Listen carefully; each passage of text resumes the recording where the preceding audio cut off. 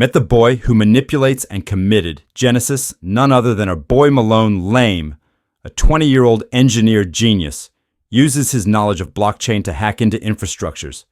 But how did he do it? Well, let's unfold this here in today's story.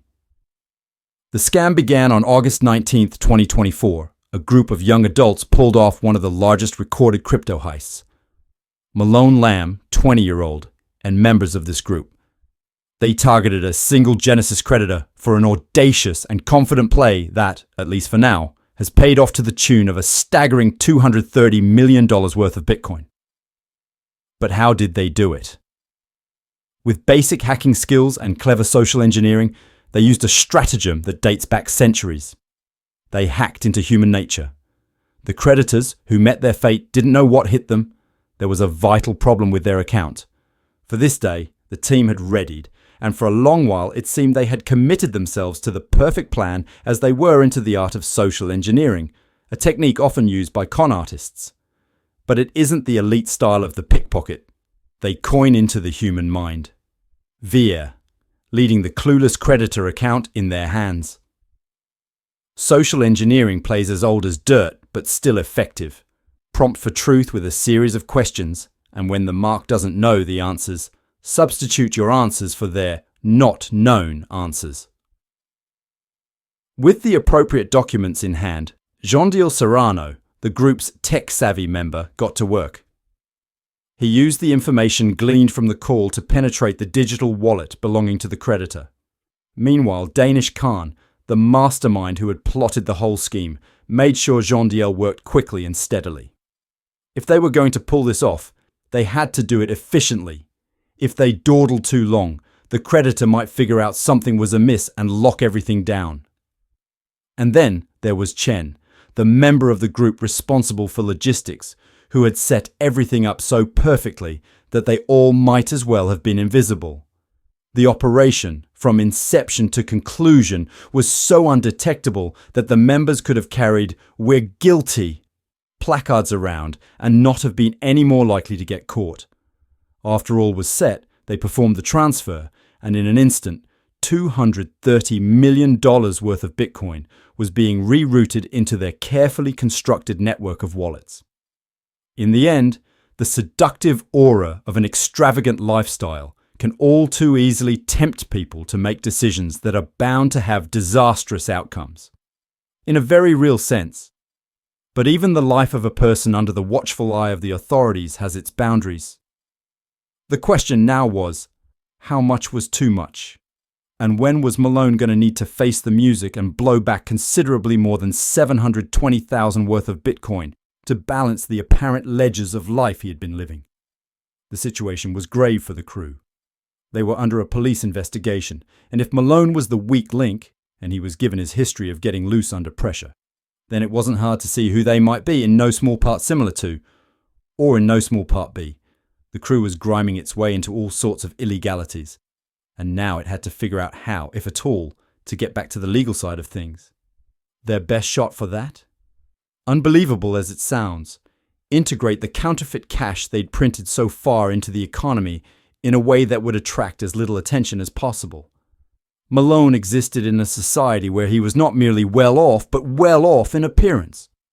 He was not just a wealthy individual, he was a wealthy individual whose image was one of consummate luxury and appeared to offer too good to be true. That itself raises some questions for and about him. What isn't clear is whether even living the luxury life offers any real fulfillment. When we think of the newly rich as being unfettered by any concern for financial responsibility, we might imagine someone like Malone. He and his inner circle certainly behave in ways that are consistent with, indeed, that exemplify, what we might think of as the lifestyle of a lotto loser. If there is such a thing as a lotto loser's lifestyle, it is one that centers on self-indulgence and a not-so-subtle display of one's wealth. Whether on land or sea, Malone and his companions partake of a series of pastimes that are exactly the opposite of thrift, and a very vivid form of living large. The same goes for the poor taste. Let us speak plainly, with which he and they do so. Malone's evolution from consumer to investor has the appearance of a genuine tectonic shift in his financial trajectory. And while we might interpret the shift as one of age and experience from the projects he did when he was younger, this is more about an inherent classiness and smartness to the acquisitions he's making now, which aren't focused on the trends that come and go. What Malone seems to be doing is assembling a kind of portrait of himself in the kinds of financial transactions that truly wealthy people make. Picking up items that are legendarily smart holds, which retain their value for an impressively long time. Certainly, not everyone could or would attempt what Malone has. His account is far from being a reckless display of self-indulgence. In fact, he probably reflects a lot of what is typical for wealthy young men today. When a wealthy young man today goes to Malta, his presence there is not, of course, an act of imperialism. Still, it is a presence that comes with a significant degree of privilege and power, a power that might be better used in a manner reflecting the good that money can do. Malone's tale and his tragic foray into the realm of crime provide a good warning about wealth, fame, and the law. For a while, he seemed to be living in the golden state, enjoying the untouchable life that comes with a bounty of riches, and seemed to be ascending, if not quite there yet, to a godlike status where no mortal challenge could knock him down. He had lots of enemies, though, and those foes, in whatever way they tell his tale, are part of the picture. Instead of merely watching events unfold, researchers like ZachXBT were dedicated to tracking the movement of stolen cryptocurrencies after they had been taken. Their method of doing this might strike some people as a way of following a transparent trail left by wayward assets, a trail that is paradoxical given the common narrative that blockchain technology enables the private transacting of business between people whose identities are not known. Yet for us, following the trail on the blockchain is merely looking through a window into the workings of a private system. Malone's partners in crime, Box and Wiz, made a series of unfortunate mistakes that compounded their already sad situation. The basic economics of our digital age may tempt would-be criminals to believe that using new electronic tools can make them more effective and safe, but the old wisdom about needing to be discreet and cautious should still apply.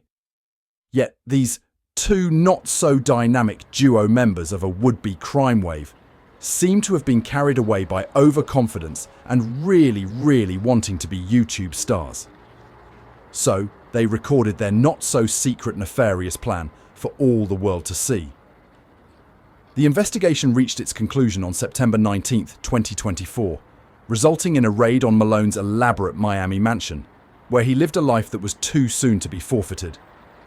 When you see an image of Malone being led away in handcuffs, surrounded by FBI agents and postal inspectors, it's impossible not to feel some irony. For more than a decade now, rebuffing service of process has been a motif of Malone's life. And in an alternative history of US law enforcement that never quite made it to the big screen, he might just be the kind of guy they paint as a villain.